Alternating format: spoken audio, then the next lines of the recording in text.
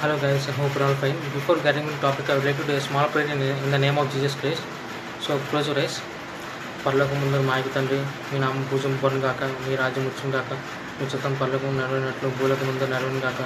నానాటికి కావాల్సిన మా ఆహారం మాకు నేటికి ఇవ్వండి. మా తప్పుని వారు మీ మంచినట్టు మా ప్రేమ మేము మన్నించండి. మమ్మల్ని స్వాధీనం ప్రవేశం పొనిక చక్క కీడి నుండి మమ్మల్ని రక్షించండి. ఆమెన్. పవిత్రాత్మ నామం ఆమెన్. ఏ సత్యమే జయ ప్రవేశ రత్మే జయ ప్రవేశ నామ సంపూర్ణ విజయం కలుగును గాక. Apatkilananta National Gaga. Amen. Thank you guys. So let's get into the topic. Hello guys, I hope you're all fine. Today we are here to discuss about MEMS.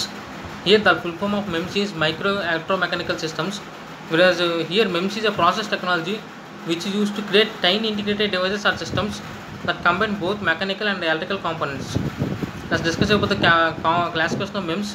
If you observe here, there are three blocks like electronics, mechanics, optics. If you combine both electronics and mechanics, we call it as MEMS. Whereas if you combine both mechanics and optics, then we call it as optomechanics. Whereas if you combine both optics and electronics, then we call photonics and optoelectronics. Whereas if you combine these three blocks like electronics, mechanics and optics, then we call it as MEMS. This is all I have written about this only, the same thing as I told. If you observe here the components of MEMS contains the following components. It contains like microsensors, microactuators, microelectronics, microstructures. Let's discuss about the applications of MEMS. It is used in medicine.